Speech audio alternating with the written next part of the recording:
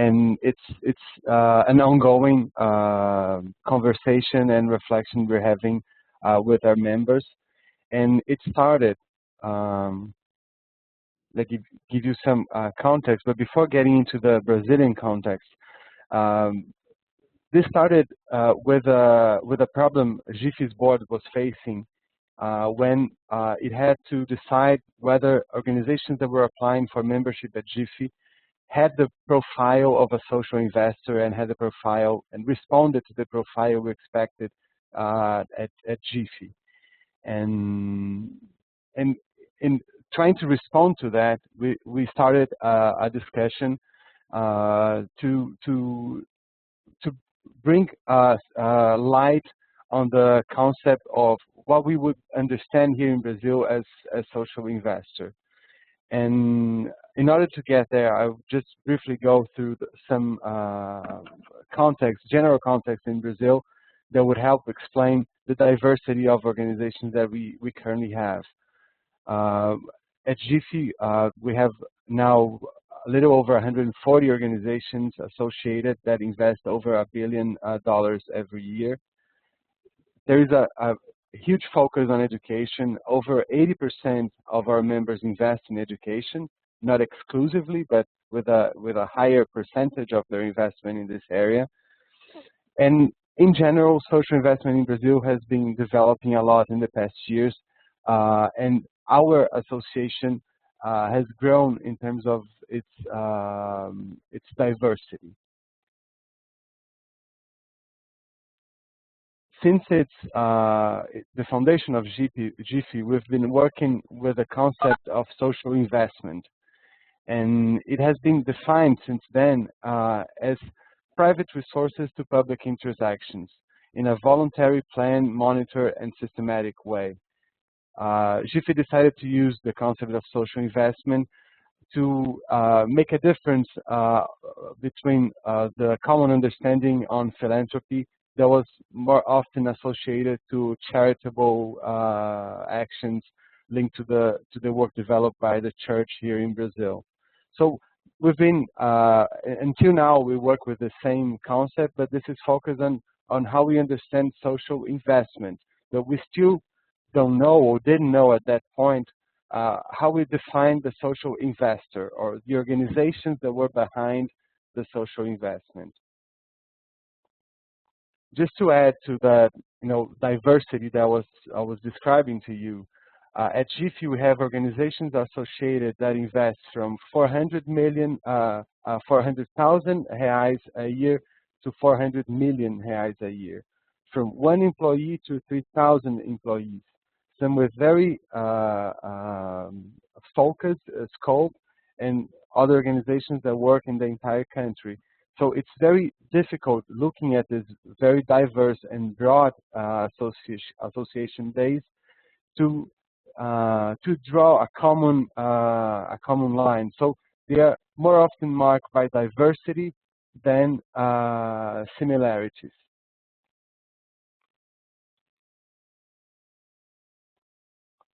So we pose that question. So if there's so much diversity, what defines the social investor? What is the common identity that gather all these organizations under the same umbrella? So to make a bridge and to help you understand the Brazilian context, in the US, you have very clear roles between private foundations and public charities. So in general, private foundations are organizations that have their own resources, often endowed foundations, that act as grant makers, so they support other organizations. And public charities, by definition, they don't have their own resources, they have to fundraise with different strategies, and they execute their own projects. So they have their own programs, and they rely on external funding to develop their work. And this is supported by the legislation. So there are two different types of organizations. What happens in Brazil is that when we talk about social investors or GIFE's members, they are associations or foundations or the general profile are organizations that have their own resources, even by endowment, or they have their own a company that supports the organization or a family that supports the organization, and they either invest in their own programs or they do grant making. Also, as a profile of member, we have these organizations that generally don't have their own resources. They rely on fundraising, but they invest in others, so they do some kind of grant making. So both profiles of organizations are considered under what we are calling social investor. The question is, what happens with the organizations that have to fundraise to invest in their own programs? And this is, so the social investor would be those who have their own resources and invest in their own programs or other organizations, and also this type of organizations that have to fundraise but invest in others. And we would remain, what type of organization we're excluding from this concept? Those organizations that do not have their own resources and have to fundraise. So these are the NGOs. And why is this sometimes more difficult when we look at reality? In abstract terms, sometimes it's easier to make the difference between them. But since both the NGOs and social investor, juridically, they are associations. They can be associations or foundations in some cases. When we look at the organizations, sometimes they are hybrid organizations that combine characteristics of one and another. So looking at this, we came up with a concept that would look at two different aspects of how the organizations work: the percentage of investment in other organizations and the percentage of own resources they have. So the traditional social investor, the traditional profile of GIFE's member, are organizations that have their own resources and invest in their own programs, or invest in other organizations. And we have many examples of these two types of investor. We've included this type of organization that has to fundraise, so they face similar challenges that other NGOs face, but they act as social investor because they support directly other organizations. And this, we're able to expand this profile if we consider that it is a role of the social investment sector to support civil society organization. So we have to assume this in order to expand the concept of social investor as I'm showing you now. And the organizations that would lie in the green area are the ones that we are calling NGOs. Although NGO has no support in terms of juridical form. So in order to make a difference between social investor and NGOs, we have to look more in the way they work, instead of looking of how the institution is juridically organized. So this is the concept we've been working around. This, as I mentioned earlier, was a response to an issue our board was facing, but it also contributes to the general debate on the role of these organizations and how they relate to the NGOs in general, and what should be and that help us discuss the role the organizations that we consider social investment should take in order to define the relation to civil society organizations and also develop their own work. So this is what I wanted to share with you. I'll be glad to discuss and to hear your thoughts about it. Thank you. Thank you very much, Andrea, for your presentation. It's great to see these new concepts and how you manage to actually do it, because it's something that can be very confusing. So, and If you have any questions, please type them on the chat box, and then we can go back to them at the end of the presentation. But now I'd like to pass the floor to Carolina Suarez from AFE, Colombia, who will be talking about the sector in the country.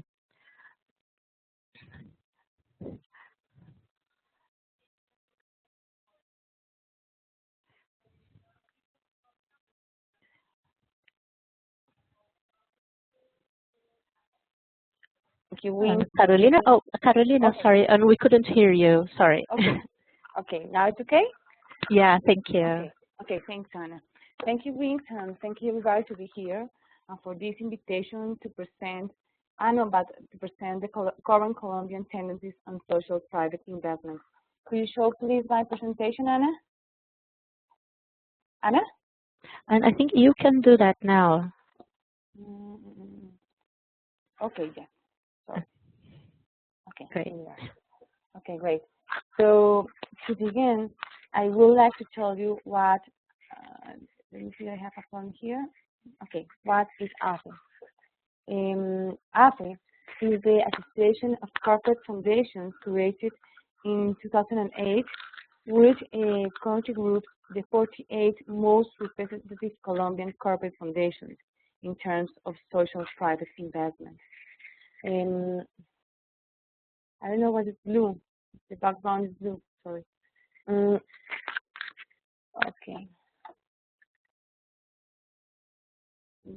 Okay. AFE monitors this. No. Okay. AFE monitors the social sector in order to promote sharing practices amongst its foundation's members, guided by the knowledge management process that we are building.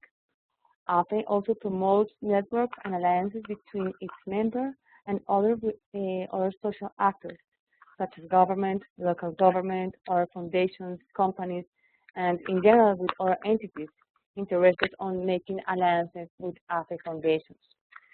Third, AFE promotes accountability within its 48 members. All the work that we promote at AFE is directed towards qualifying the association as the spokesperson of our members' foundations. In this order, if you can see in the last yellow column, we seek to achieve two main objectives. First, to promote visibility and clarity to the corporate foundation sector. Second, to impact on public policy.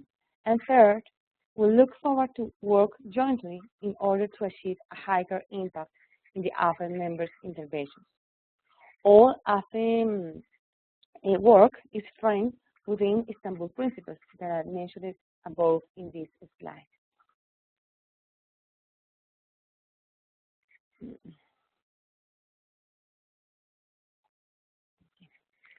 AFE focused on this type of foundations. First, those foundations sponsored by private corporations, foundations founded by a family linked to the corporate sector. Third, foundations that are investors of companies. And fourth, foundations funded by a multi-enterprise or by businessmen. In this map, you can see how we work in the social private investment world. Understanding that government regulates, you can see in the first blue line, that government regulates the frame. We are considered as generator of synergies that provide services to our members, corporate foundations, to other foundations, corporate or not, to companies interested in working together with AFE foundations, NGOs, in accordance with the Android definition, national government and local government.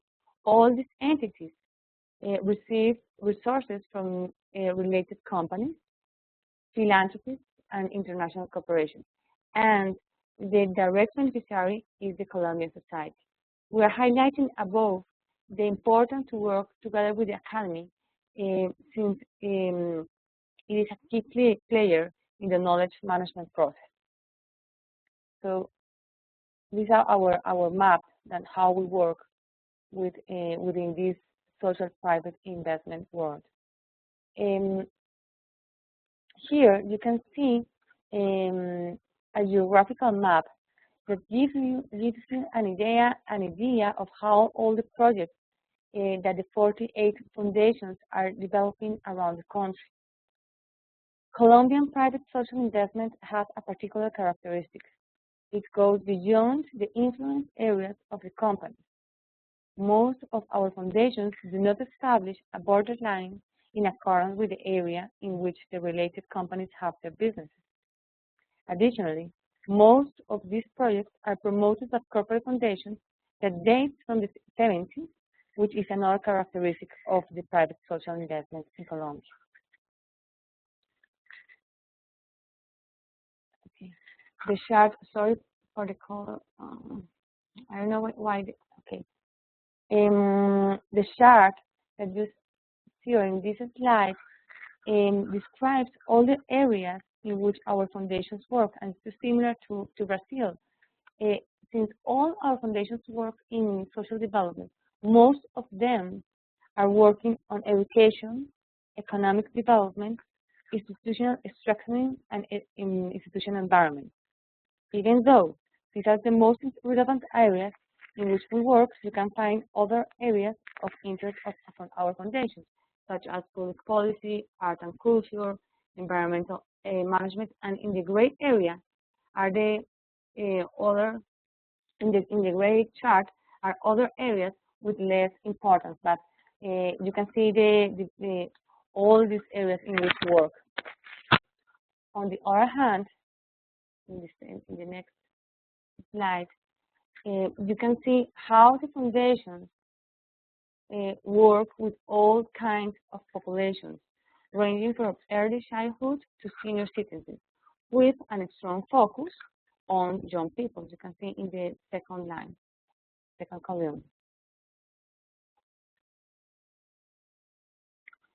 Before I continue, and since this presentation is focused on private social investment, I would like to clarify what we understand by this term. And this definition is taken is from IDIS, Institute for the Development of Social Investments in Brazil, and this definition has 4 key elements. First, it is a private investment. It means that it comes from companies and individuals that donate financial aid, time, and kind or material resources, knowledge, and skills. Second, it is a voluntary investment since it goes beyond the legal requirements. Third, due to the positive social impact that this investment wants to achieve, the aim of this investment is to attain social welfare. And four, the community is the final beneficiary of this type of investment, transcending the mere entity members.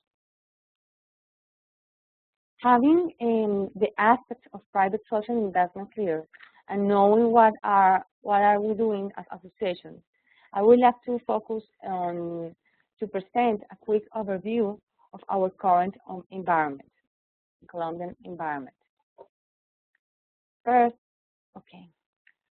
we are living an oil and mining boom, and the society is asking for more environmental accountability. In the political analysis, we are living now in Colombia a peace process, and we have big challenges as social investors regarding post-conflict, especially in land, victims, justice, and employability. Also, we are having now our government, as known before, has put its eyes on social issues. Now we have a social minister and a governmental agency dedicated to work for the eradication of extreme poverty in Colombia. Additionally, a topic that could affect the political environment is the pre-electoral year. And it shows that we're having a rush for early victories. It's quite common in our countries, and these early victories fight to achieve the sustainability of public policies and social interventions. Besides, Colombia and all the other developing countries suffer from corruption due to the lack of strong institutions. In accordance with the Corruption Perception Index 2012, Colombia ranked at the bottom of the score table, ranking 94 among the 177 countries evaluated. In the legal analysis, the government is seeking to implement more restrictive laws and tax regulations to non-profit organizations and NGOs. They don't have the understanding, as Andre showed us before. And we're having a problem with the understanding of public and private alliance. I will focus on this in the next slide. The most recent tax reform approved by the Colombian Congress on December 2012 established a payment limit to board members and management team of non-profit organizations. If you are a non-profit organization and if you want to get tax benefits, you cannot pay more than 30% of its expenses in wages, commissions, or kinds of payments. Finally, regarding the economic analysis, we are experiencing economic growth in Colombia due to the increasing foreign private investment and basically resulting from the oil and mining boom. Furthermore, Colombia is now considered as middle-income country. So every year we are receiving fewer resources from international corporations. This directly affects the projects and operations developed by our foundations.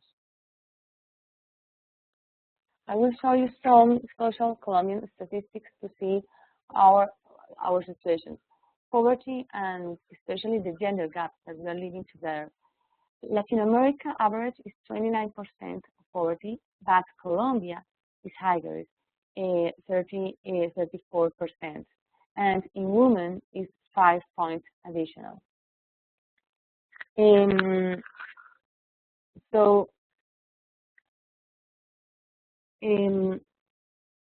Although we are living a good situation and the government and other social actors are obtaining good results, we already have poverty and inequality. We are 0.55 Gini. The unemployment is decreasing, is now 10%, but we are a country with an increasing number of teen pregnancies and growing population of senior citizens. And actually, we have a progressive migration from rural to urban cities.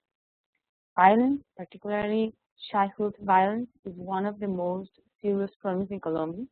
More than 100 children have died violently during this first month of 2013.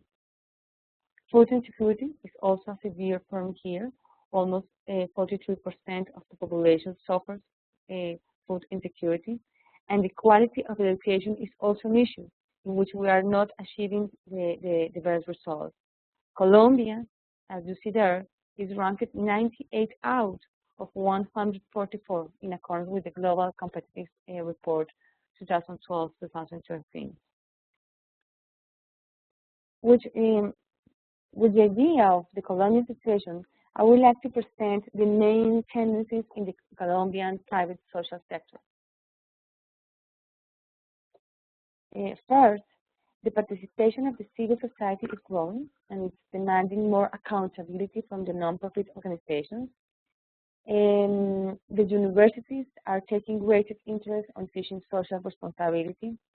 And due to the economic growth, we are experiencing a rising number of corporate foundations, especially foundations from mining and oil companies.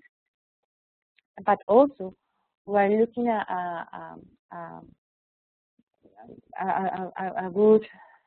a good focus that foundations are going beyond traditional charity to strategic philanthropy. And I found that Andre's chart is really good to understand how we are going beyond traditional charity. And also, philanthropists and corporate foundations are more focused on profitable social investments.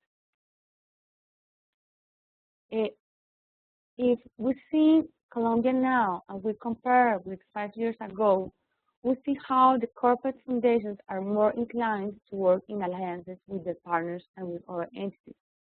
such as government, foundations, international cooperation. The concept of collective impact has been gaining importance to promote private social investment. In this way, corporations and foundations are more open to align their social interventions and to share their knowledge with social actors. All these tendencies are a sample of how the social sector is looking to gain more visibility and impact. Okay, now we are living a closer integration between, between foundations and companies, and we think that it is a win-win relationship since both parties produce and receive benefits. Companies, as you see in this chart, give to foundations business management, financial resources, and volunteers. Volunteering is an increasing movement here in Colombia. More employees are interested in sharing their time and knowledge to support the corporate foundations project. And on the other hand, corporate foundations give to companies the following main benefits: approach and long-term and continuous relationship with the community, trust, knowledge, experience, and reputations, understood as goodwill. The result of this relationship should achieve sustainability in private social interventions. That it should be our focus. Now, that I explain the Colombian environment and the most important tendencies of private social investment here in Colombia, I'm going to talk about the main challenges that we are facing now. First is how to achieve greater impact with our interventions. Our recommendations are the following. First, we need to build a knowledge management process and work together with the academy to document all the information and experiences gathered. Second, we need to promote public and private alliances, as well as private and private alliances applying the collective impact methodology. Only with an adequate knowledge management process and making alliances between the different social actors, we can scale and replicate our successful programs. Additionally, as you see yesterday, Bill Gates highlighted that the private social investment should be measured. We need to use reporting standards to evaluate our firms, and we're working on that here at APP. Private social investment should encourage innovative alternatives, aiming for more effective social interventions. Private social investment should focus on making innovative tailored social projects. On the other hand, we cannot be indifferent regarding the new social values and cultural habits. Since we work closer to the community, we need to understand its interests. For example, we are living a high-speed communications and social networks online that have become part of our life and part of our foundation's work. Volunteering, as I told you before, is another challenge that we face. How can we involve more employees in social projects? Accountability and self-regulation is a huge issue that corporate foundations who work here in Colombia. The society, as different as Brazil, we don't know yet with certainty the total amount of the private social investment in Colombia. Finally, we think that to achieve greater impact through private social investment, it is important to strengthen ties among the different social entities and work towards an inclusive social sector. And we show us the difference between NGOs and social investors. For us, we need to work in alliances among themselves. The other big challenge that we face now is how to strengthen the relationship between government and the private sector. As corporate foundations, we need to have proactive stance regarding, first, environmental issues and climate change, especially here in Colombia that we are living this oil and mining boom. And stand regarding post-conflict, as I told you before, we are living the peace process. And also regarding the health policy, the health public policy. We think that if we work together to build stronger public institutions, we will ensure sustainability of social public policy. But to achieve, however, to achieve this goal, it is necessary to have an adequate understanding of public-private alliances in the social sector. So, for us, it's really important defining the roles between the government and corporate foundations, because for us, it is the government who has the responsibility to design and prioritize social public policies, the responsibility to carry out public social policies, and the most important issue is to provide financial resources. The government, for us, is who has to assume these responsibilities, since the implementation of public policies is exclusively its duty. On the other hand, as I showed you before in the chart between the relationship between companies and corporate foundations, we can offer to the government an arsenal of good practices, approach long-term and continuous relationship with the community, trust, knowledge, experience, goodwill, and interest on building capacities to empower communities and make them self-sufficient. If we have a clear understanding of these roles, it will be possible to achieve sustainability of public social policy. For us, here at the Corporate Foundation, this is our greatest challenge regarding private social investment. Our aim must be to achieve the sustainability of social public policies working in alliance with the public and private sector. So I finished my presentation, and I would like to thank again Wim, and I am open to answer any questions you might have. Thank you very much, Carolina. This is really interesting. Before we carry on, because I think Andrea wanted to add a few points, and we have a question for him actually.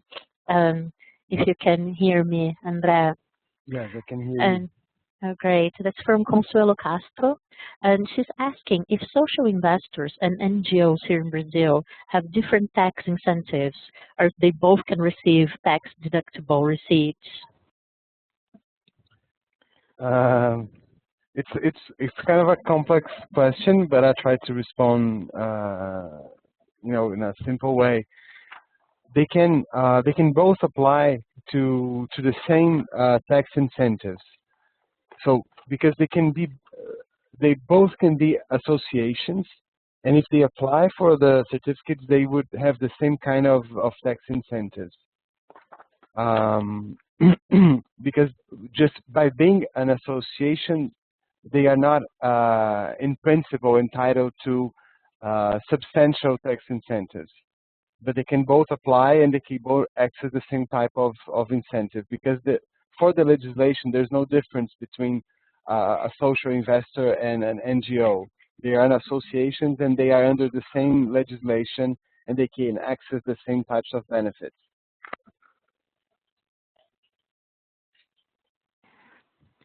Okay, great. And Consuelo, if you have any other questions, or did I answer your question? And you can speak or write down the chat box as you wish. And I think that was it, really. And now, Carolina, we have a couple of questions for you. Yes. And are foundations and NGOs regulated by different laws in Colombia? No, it's quite the same that Brazil.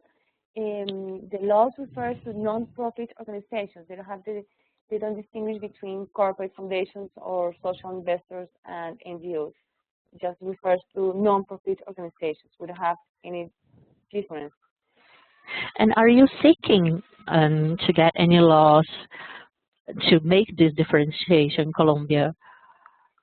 No. Do you think that would be helpful? No, I don't think so. I think it's most important to define the roles of the government and the private sector when the private sector invests in social issues. As I showed in the chart, the government has some responsibility, but I don't think that we need a difference between NGOs and social investors, because our aim is to invest in social sector. I don't think so. Okay, and we have another question for you, actually. And how does AFE define unprofitable social investment? How AFE defines profit? Yes, social investment. Do you use the same definition as? Yes, I use the same definition that I show you in my presentation. We use almost the same definition. Okay, you use an EGIS definition for it. Okay, but maybe the difference is that if you have a profitable social investment, you are looking for a return of your investment. Oh, great, thank you. So an additional element will be the return of this investment, of this social investment. Okay.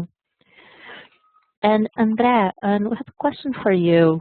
And how common are organizations that fundraise to fund their own projects here in Brazil? I know that GIFE researches that and look into that issue. I'm not sure if I understand the question, Anna. Oh, sure, sorry. And how common are organizations that fundraise to fund their own projects? This is, well, under GIFE, you're saying, or in general? Because this is what the NGOs do. So this is the most common type of activity, let's say, in the third sector. But you're asking under GIFE's membership base. Yeah, what about foundations? One thing that I think it's important to mention, and I think the person who posed the question can maybe reply to that, is that when we look at the GIFE's members, either foundations or associations, it doesn't matter, most of them, they operate their own programs. So they have their own resources coming from an endowment or the sponsor company, and they execute their own programs. So they are not grant makers. So that's why it gets even more difficult to make a difference between them and an NGO, because in fact they are doing the same type of work. They have programs, they work in a thematic area, they don't have a grant making portfolio. So this is a particular aspect of Brazil that I think it's important to note, and that there lies our challenge in determining the differences, because when it comes to very concrete cases, the lines are very blurred. Okay, great. Thanks, Andrea. And also, and that question was from Mariela Chocmo. And Carolina, is that also the case in Colombia of these organizations, these foundations funding their own programs?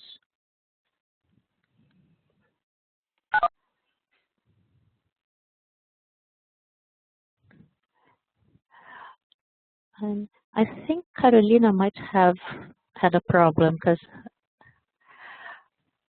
she disconnected. We can wait for her to come back. And then, do you have any other questions for that Andrea could answer? Meanwhile, we can just open the floor for questions in general.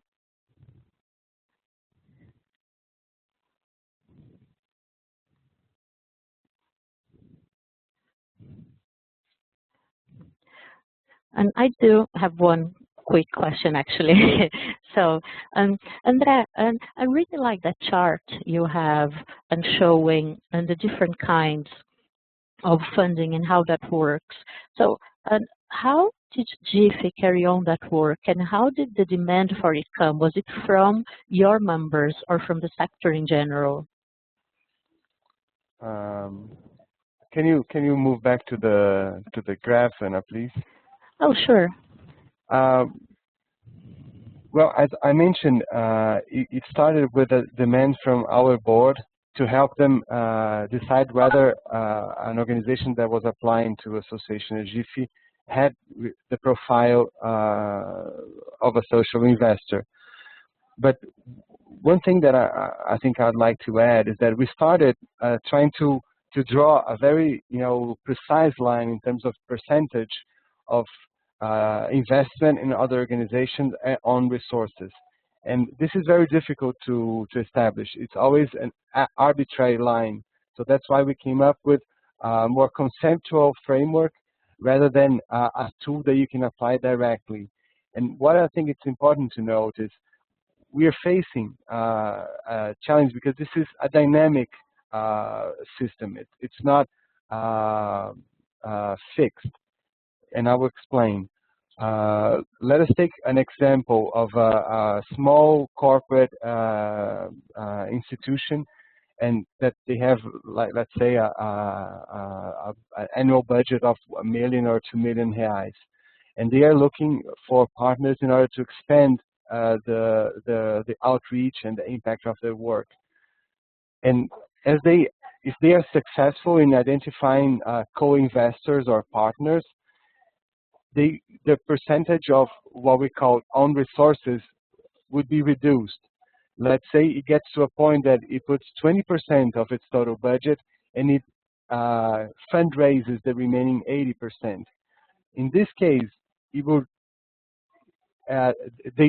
this organization would go from a social investor to what we're calling an NGO. And we cannot say that this is a problem, because it's very good that they are finding supporters for the work that they develop. But in fact, when we look at the work in practice, they are very similar to other NGOs. So they are not, in a way, putting resources to support other organizations. So this is the type of challenge that we are facing, and we came up with this model, which is always approximate when we look at reality, in order to assist us in doing this.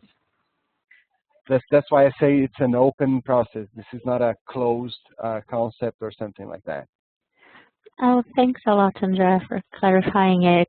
And Carolina is back with us, and she would like to answer the question, go back to the previous question as to whether foundations in Colombia are also running their own programs.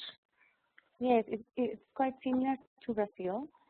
Colombian foundations, they have their own programs, but also they are interested on replicating programs that have been successful in other areas, in other territories here in Colombia, because we are more interested in doing alliances here in the country. So, for example, if you have a good program, a success program in Cali, doing by Carvajal Foundation, now it was replicated in El Salado at the north of the country. So yes, they have their own programs, but here is more interest to replicate and scale these programs. Yeah, and we have a question from Courtney Lobel. She's asking both of you, actually, why is that? Why do foundations are running their own programs? Do they feel like there is a lack of NGOs maybe in the country doing the work they want to fund? Or if they think there's a lack of accountability from NGOs and they think it's best to just run their own programs? I think that they have the knowledge to do it, and they have also the resources to prove and to implement pilot programs. And then, if they are successful, they can give to the government, is the main idea, or to share it with other foundations to replicate in other parts of the world, in the country. Well, I don't think it's easy to answer this question, and I have Cindy Lessa is here, and she can add to that if she's willing to. But there are probably many factors that contribute to that. One thing is to some extent a lack of trust in the NGOs, and trust in terms of how they're not as professional as our own staff. So we can, since we have a better structure, more resources, we can do a better job. So this is one common assumption. There is the challenge of the image. Since most of the investors are linked to companies, they have to take care of the image of the company, of the brand of the company. So sometimes they have a harder time in supporting other organizations, so they want to have the control over what they're doing with their resources in order to both promote and protect their image. So this is also a challenge that they face, and also leads them to invest in issues like education or the environment or culture, rather than human rights, which are often more sensitive and they're not, let's say, consensual among society. So they tend to go to more safe grounds.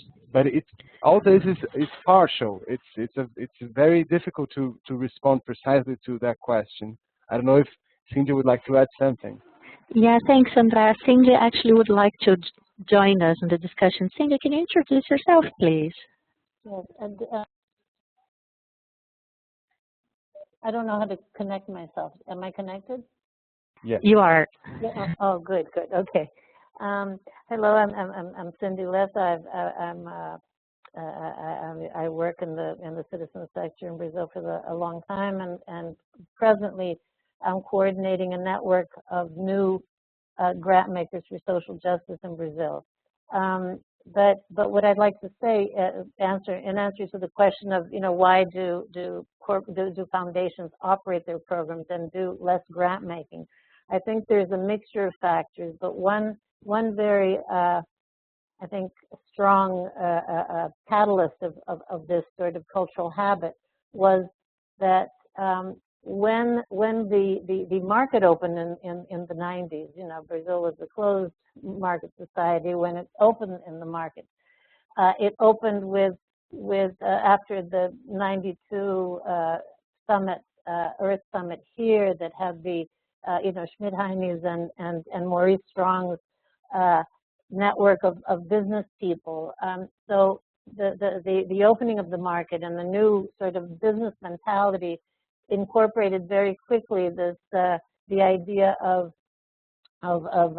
corporate social responsibility, and many of the organizations that are associated with of course, act out the company's corporate social responsibility, and they were sort of built as an arm of the corporation, and built slowly and with the help of GIFE have become more and more professional.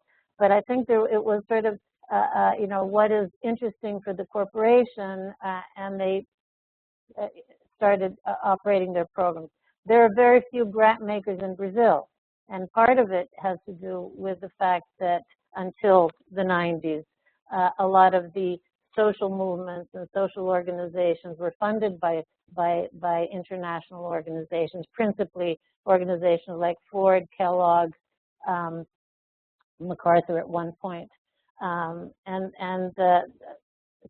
two dynamics work, or three actually, sort of a religious charitable tradition and philanthropy, a new input which was corporate social responsibility slash social investment, and then a scenario in which foreign investment, the social movements, the social change makers were funded by foreign investment. So all this, since the year 2000, this has been changing a little bit, and the network that this very informal alliance that we have just created is I hope part of a new phenomenon, because what happens in this scenario of a lot of investment, very small organizations that are at the front of change, especially human organizations that work with social justice and change, they're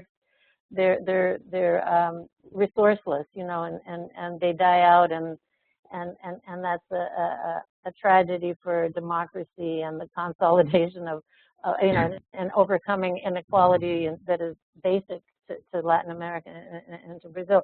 So the network where we just are created, and we will hope to work closely with GIFE and other networks, is of these new grant makers that were created by social activists, or that are populated by social activists, and actually funded by many of the organizations, the foreign organizations that are now leading or changing their investment practices in rich Brazil now. So I don't know if I answered that question, but I think those are some of the factors that color the scenario. Oh, that's great, Sanjay. Thank you. And I'd just like to add for a moment that it's great that this network represents our funding areas that Andrea mentioned, that corporate foundations are not, such as human rights or gender, for instance. And Andrea would also like to add that, to this context, that 70% of GIFE's members are corporate. And I think Carolina would like to add a point as well. Yes, also, 100% of our members are corporate foundations. But one of our challenges is to strengthen ties to work together NGOs and corporate foundations, and especially with grassroots entities that are closer to the community. And here, for example, also in Brazil, there is an entity like America that is working to strengthen these ties between NGOs and corporate foundations to work together. Thanks. And we have time for one last question that came from Pamela Ribeiro. And she's asking Carolina about Colombia and about AFE and Colombia. And if AFE does any kind of research or data collection on the sector, and if there is any kind of public data about the sector in Colombia provided by the government. No, unfortunately, no. We have this information, and it's one of our biggest challenges we are facing now to work in this data, because we don't know yet, and the government doesn't know yet how much is the social private investment here in the country. We just have general numbers, but not with some precision. But is AFE doing any kind of data collection or research work to try to gather this kind of information? No, not yet. Unfortunately, not yet. We are working on that, and it's because I show you that we are working to have not only to have a real knowledge management process, including data, because every day is more important to have this information available. Oh, great, thank you, Carolina. And I'd like to ask André and Carolina if you two have any final comments you'd like to make. And thank you both a lot for being here. It was a great discussion. Well, I'd just like to thank you. Thank you all for listening. I'm available if you'd like to further discuss this. I'm sure if you all have access to my contacts, but I'll be glad to speak to you. And thanks a lot. Thank you, Anna. Thank you, Wings, for inviting me. Yes, thank you, Anna, and thank you again to everybody to be here with us. And I'm also available. You have my email, and it's Degenszajn, DIRECCON at Colombia. Yes, it's in this slide. Thank you, Anna. So I am available for all questions that you can have. Well, great. Thank you very much, you both, and for all of you who joined us today for our discussion. And as I mentioned, the webinar will be available on Wing's website. And if you have any question or need our presenters' contact information, you can contact us at info@wingsweb.org. Thank you very much, you all, for joining us today. Thanks. Bye. Bye. Thank you.